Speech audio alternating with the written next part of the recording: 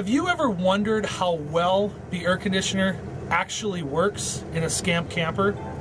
Find out in this video.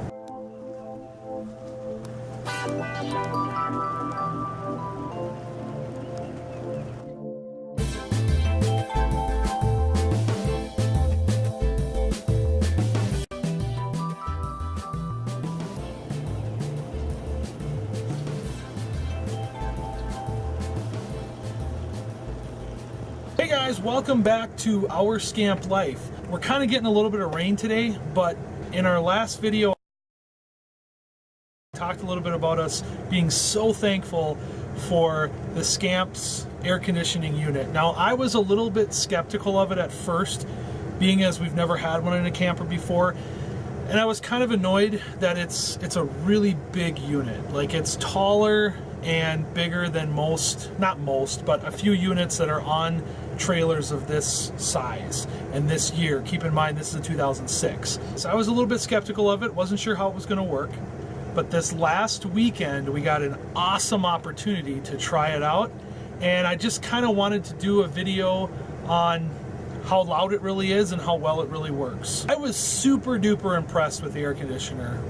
We used it in our Scamp camper this last weekend. It was like 90 degrees outside. I think it got down to about 85, 84 where we were camping for Memorial Weekend in the evening. So it was definitely not just have a fan on. Somebody that we were camping with, some family members, just had a tent and they put it in the shade of a tree and things like that, and I think they kind of cooked. We were very, very comfortable. I am extremely excited with this air conditioning unit. If you can hear in the background, it's currently running. It's not super loud. It's definitely, I would say it's quieter than a window unit or a wall unit that people have put into campers. And this is on the coldest setting, so it's pumping out air conditioning right now. We did not generally run it during the day. We had a 3 full days where we were camping. We would shut it down during the day and just kind of open up windows and the vents just to get air flowing through the camper.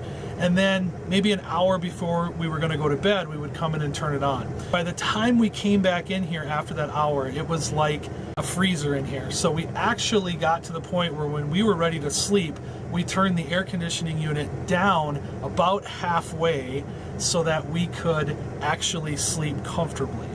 Our unit is a Coleman Mach. It just says Coleman Mach, but I'm pretty sure it's a Coleman Mach 1. And this is the 6700 series model. I really don't know what that means. It pumps out a lot of really, really cold, good air. And for this unit, we actually shut it. What was blowing, you got two sides to the unit. I'll show you in just a second. And you can adjust both sides a little bit to keep air flowing toward you or not toward you. And Noah actually had us shut it all night long at him because he was too cold on his side. I think we're a little bit farther away from it, and Sarah sleeps toward the wall, the back wall, so it worked out really good for her. But anyways, let me show you the unit. So this is the side of the unit that would be facing our bed. So directly behind me is the bed. And so right now, as you can see, I've got it on the low cool, which is exactly what we kept it on, and then on its coldest setting until we were ready to go to bed. And we actually turned it down to about right here, about the halfway point or so, and it very rarely kicked on. The fan runs the entire time, so basically you basically have this sound going all night long. This is just the fan mode, and then you can turn this back up into the low AC. But anyways, yeah, that is kind of what we kept it at. But you can close these vents if you're getting too cold. You can just flip this vent up, and it blocks out a lot of the air that's coming through. There's still a little bit that seeps through. But then on the other side of the unit, here's Noah's bed. So as you can see, we still even have it mostly closed, had it mostly closed for him.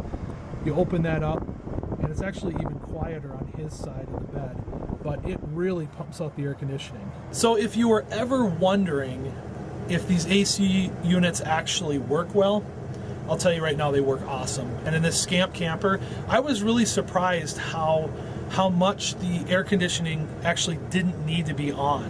We probably could have shut off the fan altogether. The only thing that this unit, I don't think it does, is completely turn off. So it doesn't turn on and off. But when the air conditioning kicks on, if you're like right at that sleep point, and it kind of, it's a little lower gauge hum, I guess, to it.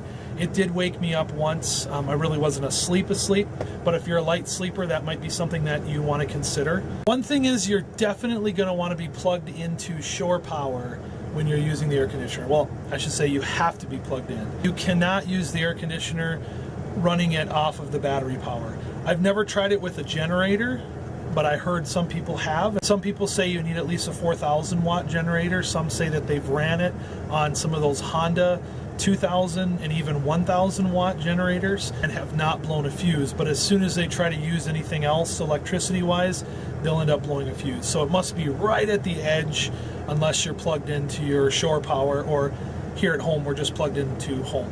So there you have it. The Coleman Mach air conditioners that are on these Scamp campers are awesome. They're incredible. They're not super loud, especially for an air conditioner. They work really, really, really well. So when you get into that, you know, upper 80, 90, approaching 100-degree weather, they really come in handy. Hopefully this helps. If you had any questions about whether or not to get the air conditioning unit, I would say absolutely get it. Hopefully you like what you saw. If you haven't already, hit that like and subscribe button below, and let us know in the comments anything else you'd like to know about the Scamp camper.